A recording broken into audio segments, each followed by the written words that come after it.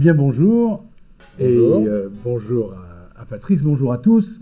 Le nouveau livre que nous avons écrit, Patrice et moi, s'appelle « Jamais sans elle ». Et il est consacré aux femmes d'influence, ou en tout cas aux femmes qui ont eu une influence sur des hommes politiques. Hommes politiques qui sont des contemporains, mais nous avons aussi regardé un petit peu dans le passé et nous avons choisi 26 hommes politiques, 26 personnalités politiques qui vont en gros de Napoléon jusqu'à François Hollande.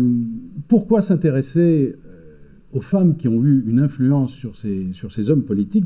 Tout simplement parce que leur rôle a été considérable. Et ça a été aussi pour nous une manière de leur rendre hommage, car elles ont éduqué, façonné ces hommes d'une manière parfois extrêmement importante, et on ne le sait pas toujours. Et nous avons fait, au terme de nos recherches, des découvertes qui valent, je crois, qu'on s'intéresse de près et qu'on rende hommage précisément à ces femmes. Alors, qui sont-elles? Il y a des épouses, il y a des filles, il y a des grands-mères, il y a des cousines, il y a des conseillères, il y a un panel assez important. Et au premier rang de toutes, il y a les mamans, bien sûr.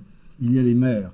Et là, franchement, Patrice, on n'en a jamais parlé tous les deux, mais je voudrais savoir, sur tous les hommes politiques que nous avons traités, est-ce qu'il y a une mère d'homme politique qui t'a marqué particulièrement? C'est un peu difficile de choisir parce que sur les 26 maires, puisqu'il y a 26 personnalités politiques, il y en a en réalité une bonne dizaine qui se dégagent par l'empreinte et l'influence qu'elles ont eue sur leur fils. La mère de Napoléon, bien entendu, la mère de Jaurès, la mère de Giscard, la mère de Mitterrand, la mère de Chirac, de Juppé, de Bayrou, de Seguin, etc. Alors. Mais il y en a quand même, je pense, une qui, aujourd'hui,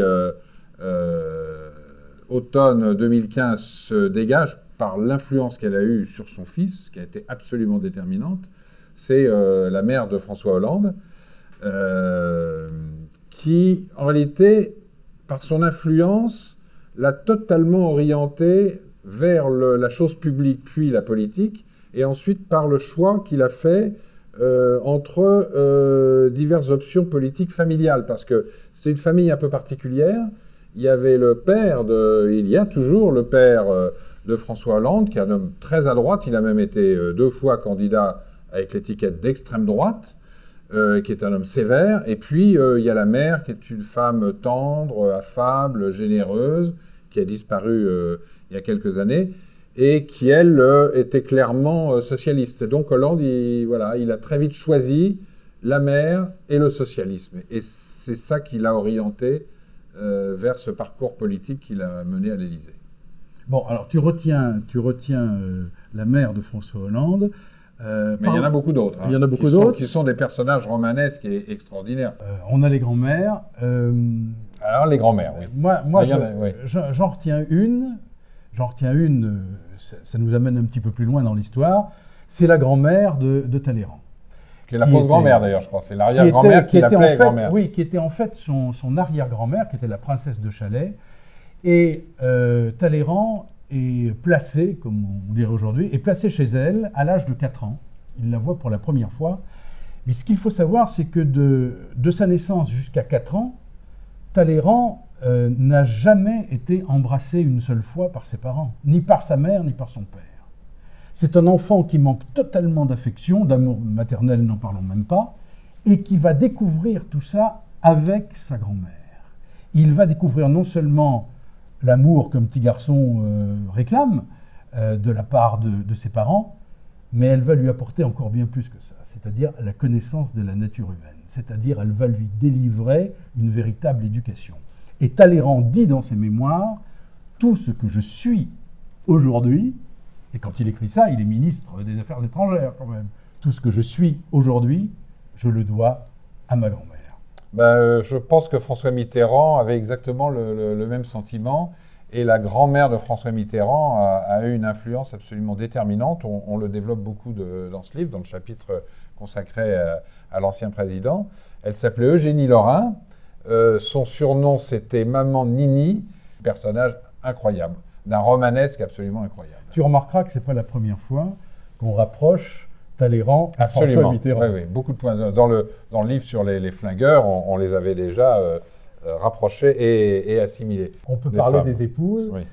Moi, j'ai été frappé, mais toi aussi, en travaillant sur le portrait d'Yvonne de Gaulle, on a découvert, tu t'en souviens, qu'en 1967, elle a eu un rôle déterminant sur l'histoire de la contraception, de la pilule contraceptive.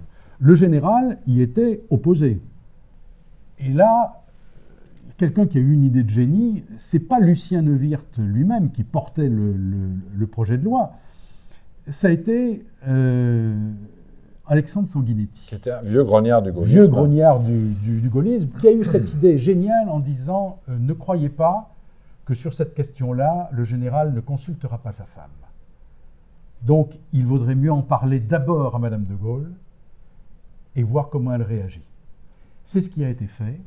Et contre toute attente, parce qu'on pouvait dire que ça heurtait ses convictions personnelles, religieuses, elle a dit oui, il faut que les femmes soient protégées, et c'est un bon combat. Et de Gaulle s'est aligné sur cette position. Et il a pu dire à Lucien Neuwirth, qui portait cette loi, continuez. Je veux dire, ça, c'est une influence politique considérable. Alors, il y en a deux autres, moi, qui m'ont frappé parmi les femmes. C'est, dans l'ordre chronologique, la troisième femme de Léon Blum. Grande différence d'âge, 20-25 ans d'écart, et qui l'a accompagné pendant la guerre, dans les périodes les plus tragiques. C'est Jeanne Blum, qu'il appelait Jeannotte. Et une femme tout à fait étonnante. L'autre que je retiendrai, c'est sans doute Cécilia Sarkozy, sans lequel je ne suis pas sûr, et ceux qui les connaissent très bien tous les deux me l'ont dit pour ce livre, je ne suis pas sûr qu'il aurait fait ce parcours aussi rapide, qu'il aurait été président de la République dès 2007, qu'il aurait eu cette stratégie, notamment il avait en charge toute la communication comme ministre de l'Intérieur ou comme ministre de l'Économie et des Finances. Et je ne suis pas sûr non plus que s'ils ne s'étaient pas séparés, s'il n'y avait pas eu ce divorce à la fin de 2007, le quinquennat de Sarkozy se serait passé comme il s'est déroulé. Elle lui était totalement indispensable. Elle l'a aidé à aller de la mairie de Neuilly jusqu'à la présidence de la République. Elle était totalement incontournable, faisant partie de son cabinet, occupant le bureau voisin au ministère de l'Intérieur. C'était vraiment un couple politique. L'autre équivalent, mais sous une autre forme, ça a été François Hollande et Ségolène Royal, sauf qu'ils avaient chacun leur personnalité politique, leur parcours, tandis que là, elle, Cécilia, était totalement en couple au service de son mari. Voilà ce qu'on peut dire sur toutes ces femmes. On en a cité une petite dizaine, oui. Mais dans ce livre, on en évoque, je ne sais pas, 5 ou 6 par grand dirigeant politique. Il y en a 26, donc c'est une grosse centaine de femmes. Et on espère que vous allez les découvrir avec plaisir. Bonne lecture.